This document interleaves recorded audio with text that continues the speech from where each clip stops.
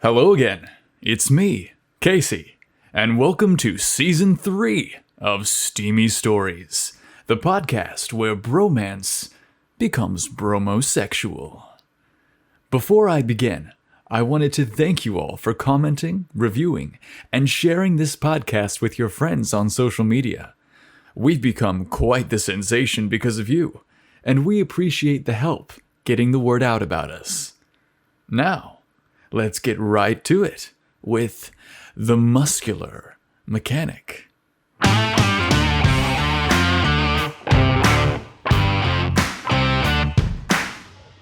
Dawson couldn't wait to get out into the world and experience life. A recent graduate from Encino College, he desperately wanted to be on his own and independent. He was a cute young man in an innocent, newly minted way, with a boyish look, a slight build, and a freckled complexion. His passion was literature, and he aspired to be a writer. His favorite professor instructed him, "Before you write, you must first live." And Dawson, he took his advice to heart, and as soon as he graduated, he packed his bags and set forth on a grand quest across the U.S.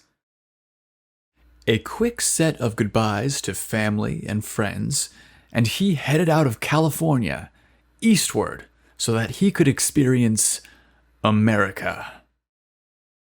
As Dawson drove across the lush plains of the desert, a sense of independence came over him. The city disappeared, giving way to long stretches of open road. Nothing stood before him, and to either side of his vehicle lay nothing but shrubs and sand. The mountains in the distance took his breath away. For purple mountain majesties above the fruited plain now made sense to him as he witnessed the colored hues of the distant peaks surrounding him. It was a full day before he needed to fill up his tank with gas.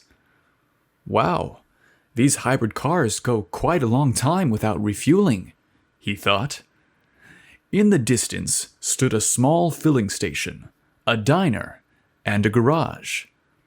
Looks like something out of a John Steinbeck novel. This tiny town couldn't be more picturesque if Norman Rockwell painted it.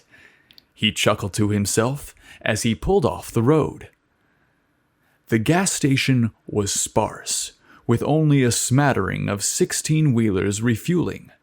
A dozen local shops made up the center of the city. If it weren't for a few cars parked randomly on the street, one would think this was a ghost town. Dawson filled his tank, then parked his car next to the diner. As he entered the classic aluminum mid-century eatery, the small town's history presented itself to him.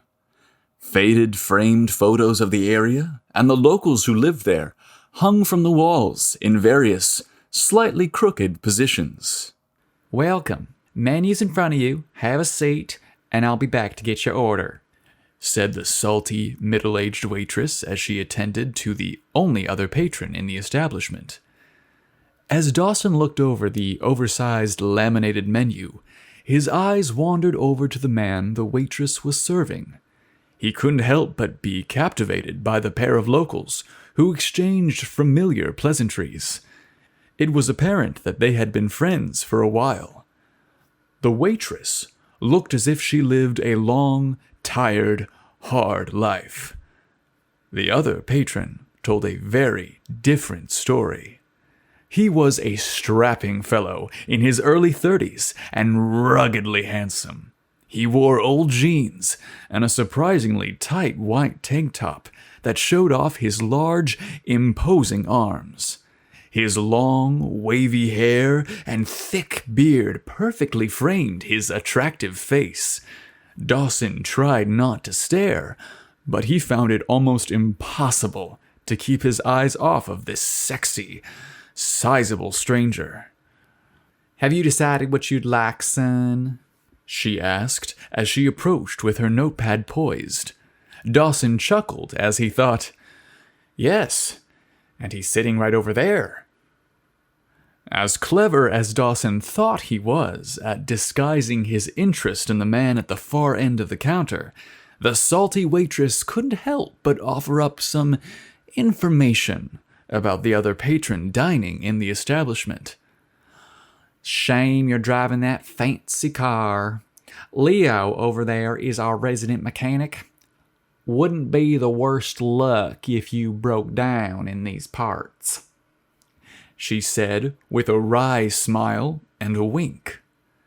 Apparently, Dawson wasn't as subtle as he thought, with his continuous glances down at the far end of the counter, because 5 minutes after the waitress's comment, the man sitting there got up off from his perch and headed over towards Dawson. As he approached, his silhouette grew even more imposing. His heavy work boots added an inch or two to his height, and his muscular torso became even more evident. A rough voice spoke simply, "Is there something off about me? Or are you staring at me for no reason?" Dawson stuttered as he replied, "Sorry, sir. My mind wandered. My imagination often gets the best of me. I didn't mean to stare. I was just in my head. I'm so sorry." The man smiled and introduced himself. "Leo, like the lion. That's my name. Welcome to our humble town." Dawson nervously laughed. "You're certainly imposing. I thought you were coming over here to kick my ass, not say hello." A chuckle from the waitress across the counter lightened the mood. Leo continued, We may not be pretty around here, but we sure are friendly." Dawson surprised himself with his blunt and flirtatious next statement. "I beg to differ with you. You're certainly a fine-looking man." Dawson instantly thought, "Careful, Dorothy, you're not in Kansas anymore," as he tensed up, fearing he may have just overstepped his bounds. Leo roared with laughter. "Well, thank you. I seem to attract a lot of attention. Mind if I have my dinner over here on this end of the counter with you? Why eat alone?" His deep, dark eyes were beyond inviting. Dawson felt himself drawn to Leo's lips as if they were magnetized. "Damn, this dude is hot. I want to have this stud for supper." Dawson again caught himself. "Just play it cool and keep your naughty thoughts to yourself." "Most travelers don't stop by this diner anymore." Leo helped himself to a forkful of salad as he continued. "So, if you don't mind me asking, what brings you to our humble town?" Dawson took a sip of water from the plastic cup recently placed in front of him. "I'm a writer, and I just finished school. I'm on a road trip. No destination, really. I saw this place and thought, well, that looks like America to me. And I figured I'd fuel up and get a bite." "Well, if you're looking for a small town, you undoubtedly found it," Leo belted out with a chuckle. "It doesn't get much smaller than this.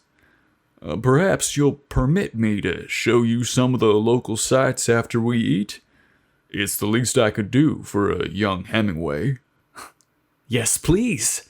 That sounds awesome," Dawson replied, eager to spend time with this massive, sexy hunk. After dinner, the two men headed out to begin their tour of the town. Leo drove a large, black Ram flatbed truck. Indeed, a considerable contrast to Dawson's small hybrid Prius. I'll show you the city center, as well as a few other places that I think you'll find interesting. His eyes twinkled as he pulled out his keys and chirped the doors open. Dawson glanced over at his car, barely peeking out from behind the diner. "If you'll give me a minute, I'll be back soon. I just need to go to my car." He disappeared as Leo started his engine and searched for the perfect playlist on his phone. Minutes later, Dawson reappeared and jumped into the truck. "Ready now. I'm excited to learn about the town and your life here."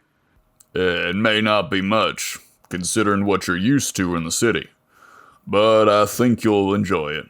This town is old, rustic, and authentic, like most people who live here. He grinned as he slipped his truck into drive and pulled onto a dirt road. As they drove, Dawson did his best not to be obvious about eyeing Leo up and down. He fought the urge to reach over and run his fingers through his thick mane of luscious hair. His mind wandered as he thought, "I've never kissed a man with a beard and a mustache before. I wonder if I'd enjoy the bristling of his beard on my lips." Dawson's daydream was cut short by the sudden stop as they reached their first destination. It was a massive water tower, with the town's name painted in faded, weathered paint. The tower stood about 200 feet tall and was located in the middle of nowhere. A small railing circled its top, and a rickety ladder led up to it. Leo jumped out of the car as he pointed up towards it. That's the best view of the town. Shame we can't climb up there anymore. I wouldn't trust that ladder. Dawson agreed as he looked at the rusted old rungs that led up. "Can't say it looks like it would hold our weight anymore." Yep, Leo agreed. but it did when I was a teenager. That's the spot where I lost my virginity. He continued, with an almost bashful blush. "Lucky girl," Dawson blurted out. The thought of this stud having sex excited him. Before Dawson could apologize for his inappropriate outburst, Leo corrected him. Lucky guy, you mean. His name was Cal. We were besties at the time. You know, teenagers. They get to experimenting. Dawson was sweating. He was outside, so he knew the temperature hadn't increased. Yet, suddenly, the palms of his hands were damp, and his forehead was flushed. Best to keep going. The sun's setting, and there are a few more spots to show you before you head out on the road. The two men jumped in the truck and headed towards the old hotel. It was a 5-minute drive on a dirt road when they pulled up to a spectacular hotel next to the tracks. A cargo train slowly rolled by, seemingly having no beginning or end to the long row of shipping containers it transported. Ever hear of a Harvey girl? Leo inquired. They were the hostesses of these hotels. They even made a movie about them.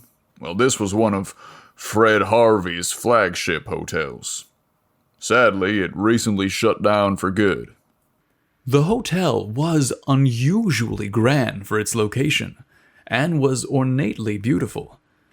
Dawson was disappointed to hear it was closed. Spending a night here must have been quite memorable, something he would have enjoyed experiencing, and perhaps writing about. A short walk away was Leo's doctor's office. He explained that the old physician in the window was the same man who delivered him as a baby. Well, Dawson was touched by how friendly this idyllic small town was. He found it sad how so many travelers passed by it every day, and seemingly none of them would stop to learn what a unique and lovely town it was. Leo opened the truck door for Dawson. Night's coming. I've already taken up too much of your time. Let's get you back and on the road. As the two men approached the diner, Dawson could see its time-worn sign flicker to life, and the friendly old waitress inside attending to several road-weary truckers. Leo leaned over and clicked off the radio. A hint of disappointment was in his voice from the impending departure of his new buddy. Guess you'll be hitting the road now. Dawson coyly glanced over. I guess. Hopefully my car will start. I may not have mentioned it earlier, but it was a bit temperamental before. That was the reason I stopped at the diner. Without missing a beat, Leo gave a decisive nod. Well, let me take a look. I'll happily make sure the car is okay before you head out on the road again. The Prius seemed like a child's toy next to the big black Ram truck. Leo pulled next to the car, and Dawson jumped in to attempt to start the vehicle. It didn't take more than a few seconds to see that the dashboard was flashing lights like a Christmas tree, and the car was deader than a doornail. Would you look at that? Good thing you stayed. It looks like your car is kaput. Leo exclaimed. He wasted no time in pulling a large, powerful flashlight from behind the seat. Why don't you grab a coffee inside? I'll look under the hood and see if there's something I could do. Dawson graciously accepted his offer to help, and with sincere gratitude, he headed inside the diner to await the verdict on the car.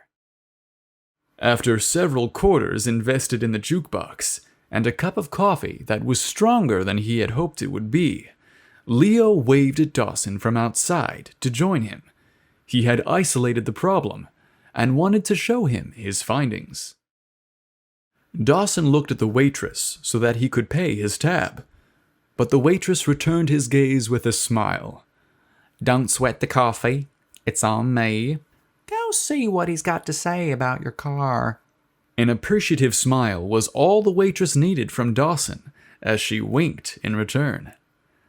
The sizable diner windows casted a warm glow that perfectly lit Leo's firm, tight butt as he leaned over the side of the car towards the engine. Well, doctor, will the patient survive? Dawson joked as he swooned at the sight in front of him. Leo emerged from under the hood as he answered, wiping his hands with a rag, removing a bit of grime and grease from the engine. I got good news and I got bad news. The bad news is that the cable that your car needs will take a few days to get in from town. I'll have to special order it online. The good news is that I found the identical cable that you need in the trash behind the diner. And I can have it installed in a few minutes. Dawson answered carefully. Well, I'm okay with waiting a couple of days if you'd like to order a new cable. Leo smiled in agreement with his decision. Yep, you can't be too careful about things you find in the trash. Best to have a brand new one for your journey. Dawson proceeded, unsure of how this would go.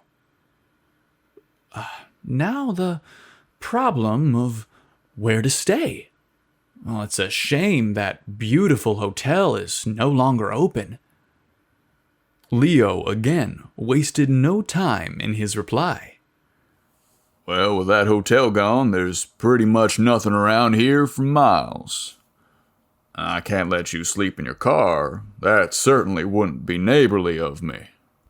If you'd like, you'd be welcome to stay with me. Dawson fought the urge to sound excited. Oh, that's very kind of you. Are you sure you've got the room at your place? Leo headed back to his truck to put his tools away as he continued. It's a big bed. I always found that whoever stays in it has a good evening. Although I can't promise they leave well rested in the morning. Oh, who needs sleep? Who even needs a bed? Your truck is the size of my apartment in Los Angeles, Dawson exclaimed. Leo's face lit up as he evaluated his surroundings, calculating how much privacy they had. I couldn't agree more. Why wait till we get back to my place? With that, Leo grabbed Dawson like he was a toy, his mighty hands placed firmly around him as he lifted him with a mighty heave. Leo's mouth aggressively pressed against Dawson's hungry lips. In an instant, the two men consumed each other in an explosion of passion that neither of them had ever known before. Dawson's hands reached out to feel this mammoth man who was about to be on top of him. His hands quivered as they brushed Leo's powerful pectoral muscles and ripped, chiseled abs underneath his shirt. You could easily crush someone with those massive arms and formidable chest. Leo breathed his reply in Dawson's ear. You may need to keep me in check. I don't want to hurt you. Dawson replied with an eager smirk. Don't worry about it. Fortunately, I know where your doctor's office is. Leo's beard was brushing against Dawson's face as he kissed him even deeper than before. Dawson attempted to decide which was hotter, the bushy beard brushing up against his face, or the strong, powerful pelvis grinding against him in the back of a truck. Why choose which feels better? They're both freaking awesome. Dawson promised himself just to enjoy the experience as he made mental notes for the chapter about Leo he'd be writing in his book. Love steamy stories?